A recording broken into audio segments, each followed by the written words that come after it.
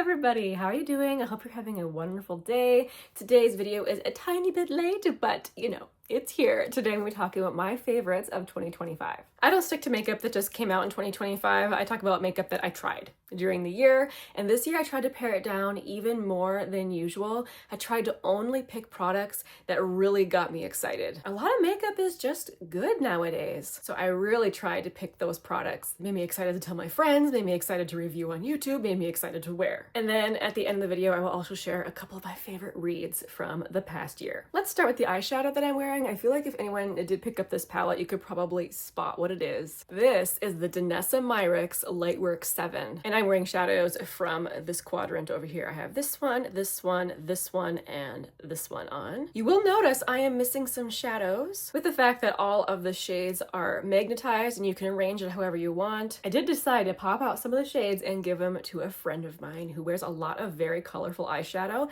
And while I have no trouble wearing green, I do struggle sometimes with certain shades of blue.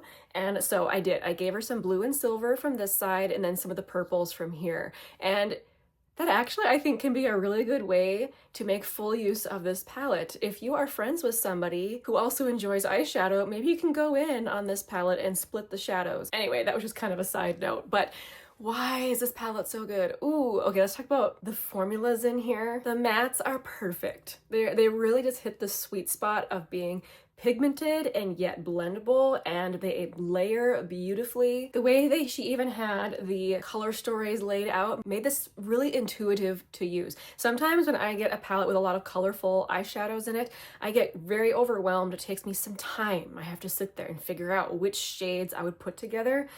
She did that for us already in this palette with the green and the purple and the blue. Oh, whoa, I did that backwards.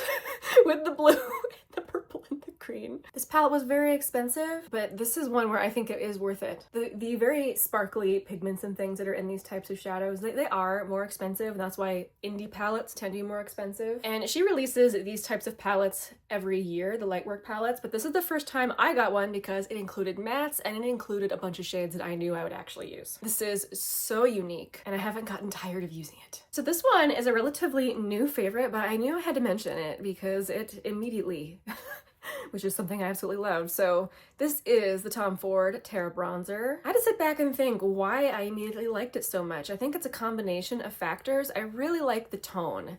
It is quite neutral, which we know can be difficult to find in a bronzer. Yes, it adds warmth, but it does not lean at all orangey, but it's also not cool toned. Also, I don't know how they did it with this powder, but there's no actual sparkles in it, but it's also glowy. Like, it is a very kind of skin-like looking bronzer where it has its own little natural glow, and it's not too pigmented, so you don't have to be careful. I did happen to get mine 50% off. I was very glad. This is an expensive product. I have no idea what's going on with this. I saw it was on sale everywhere, but I think that's happened a couple of times with this bronzer. All I know is I get excited whenever I get to use it. Kind of a random purchase for me, and I don't usually do things like this, but I was wandering through Ulta, just kind of swatching, and I swatched this highlighter from Clinique, and I was like, oh, and I picked it up. So this is the True Highlight Weightless Illuminator. This is the shade Starlit Glow. I don't think I've ever seen anyone else talk about these. I have no idea how old this product is, but this is the type of highlighter I really like because it's that baked kind of gel formula, and this is a true highlighter. Look at that. Ooh.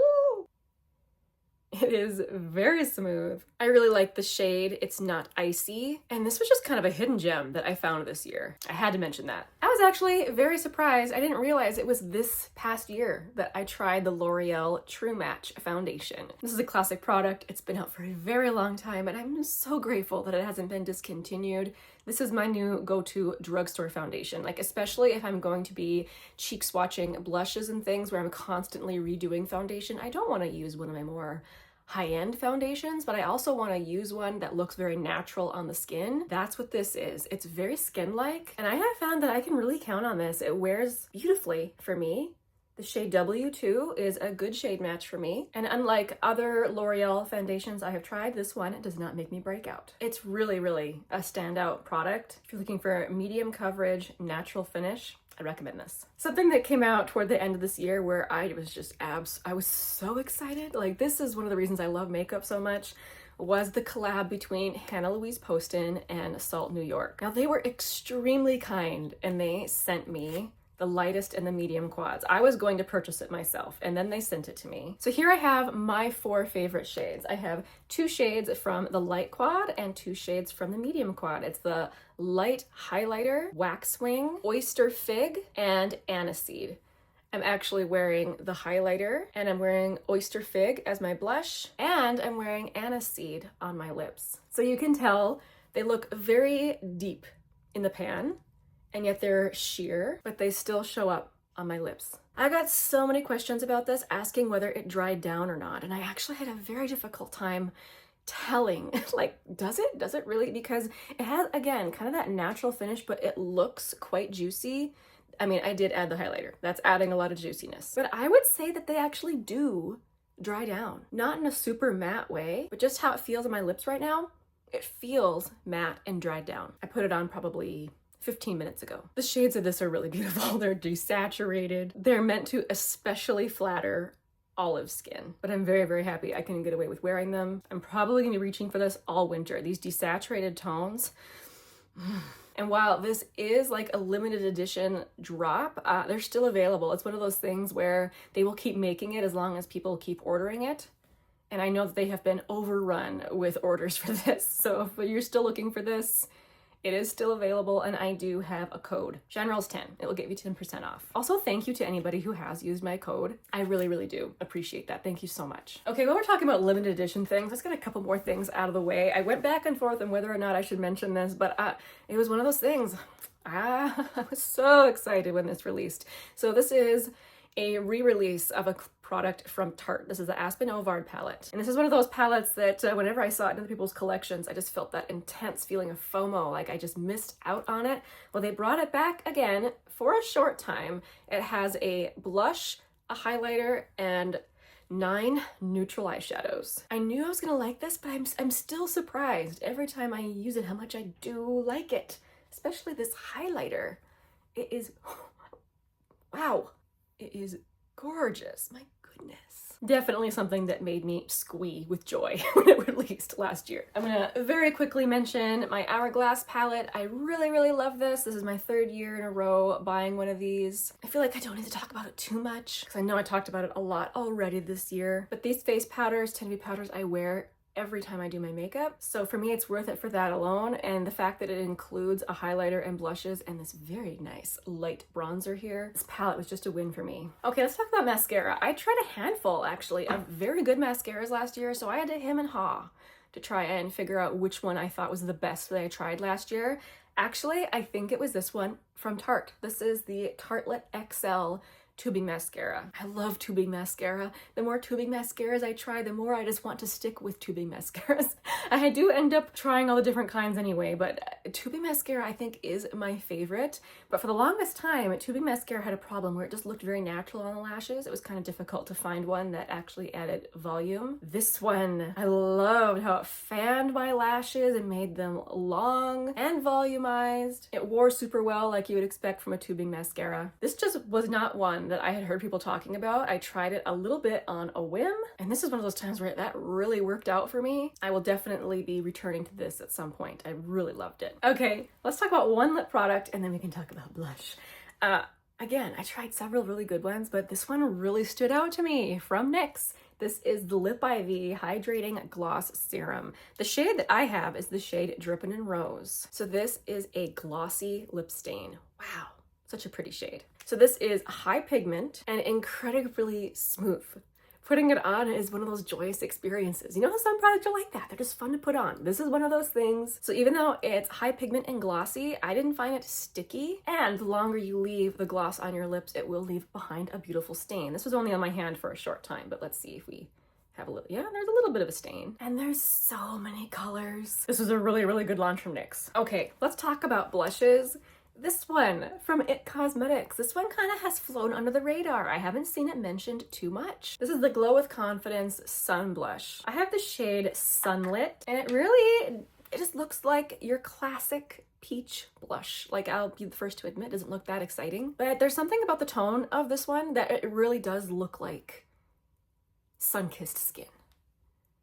It's even just swatching it, it looks like a plain peach, but I'm telling you, when I wear it, it has that little bit of toastiness to it. And the other shades in this range are far more toasty. This is definitely the peachiest one, but I love the texture of this. It's like a gel cream, and you can see from my swatch, you know, it's plenty pigmented. You don't need very much.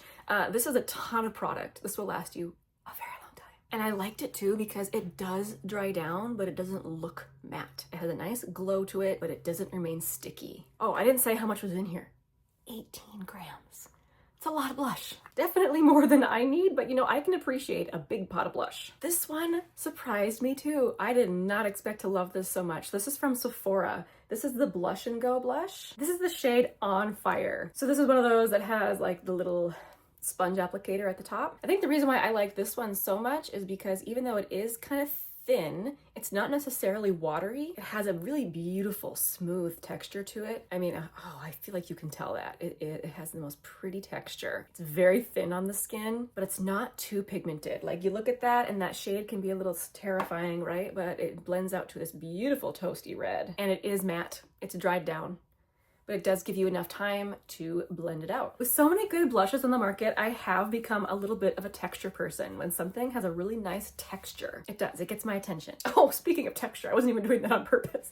But here's another really fun one, and I instantly love this. So from Maybelline, this is the Cloudtopia Cheek and Lip Mousse. Now I picked up the darkest shade, shade 12, Toasted Sky. These are quite pigmented. You don't need very much. There's only 5 grams of product in here compared to the 18 in this giant IT Cosmetics one. But I don't think it'll be a problem. I think these pots will last you a long time. This shade Toasted Sky.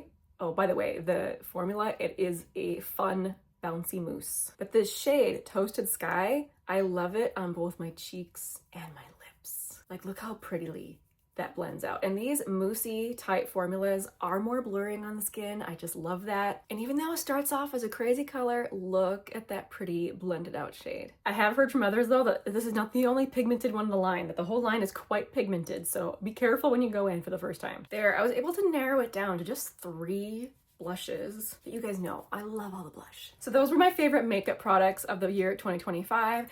Now to talk about a couple of favorite books. I actually had a very difficult time narrowing it down to top 3, so I'm gonna give you top 2. And both of these I've linked out to people, so I'll put up a picture. I think my top book of the year is probably Project Hail Mary. It's very exciting. 2026 is the year they're releasing a movie about this, but I'm very happy I read the book first. If you have not heard of this yet, this is a sci-fi, I guess you could call it a thriller, and it's difficult to talk about the book without giving spoilers. Let's just say it starts off at the very beginning with a man who has complete amnesia. He has no idea who he is or where he is and what is happening, but he wakes up in the med bay of a spaceship, and you kind of find out why he's in space, why he's the only one alive as the story progresses. And there were so many things about this that made me happy. It's about nerds saving the world, which I love so much. It's about friendship. And let me just say, I love the ending. And I feel like depending on the type of book reader that you are, you either love it or you hate it. Let me just say that I prefer a hopeful ending. So that should give you an indication what kind of ending it is. You never know with these space books. The other book that I recommended a great deal this year was The Blue Castle by L.M. Montgomery. This is the same person who wrote the Anne of Green Gables series. And even though I grew up reading, somehow I missed this book. I don't know how I missed this one. It is so good. It starts off kind of sad. I was really not sure if I was gonna like it. It starts off with kind of a repressed 20-something who gets a very serious medical diagnosis, and then she decides that she isn't gonna live the rest of her life in sadness and repression. And she just decides to make friends with the people she wants to make friends with, read the books she wants to read. You get a lot of like her thoughts and during the book, like you spend a lot of time in her head. She's very witty, very sarcastic. She lives in a society where she can't really say what she's thinking out loud. So it is entertaining to follow along with her thoughts as she moves along through her day. The second half of the book is very different from the first half, and I don't want to give you any spoilers. It is a beautiful little story. It was one of those where I closed it and I'm like, I have to tell everybody. Turns out a lot of the people I know who read have already read this book and already love this book. If you're a fan of historical fiction, I really recommend that one. Well, that's that's a wrap. I will have another video coming up talking about all of my makeup empties for 2025 and then my plans for anything that I want to finish makeup-wise in 2026. Thank you for watching all the way to the end of the video. This is always where I talk about my tea of the day. Today, I'm not drinking anything fancy. It is Bigelow Earl Grey. This is one of the few teas I like to put milk in. I don't add any sweetener, but it just doesn't taste right without milk. Thank you for joining me. If you have favorite makeup that you tried last year or favorite books that you read last year, oh, I would love your recommendations. Please leave them down in the comments. I will see you again very soon in my next one.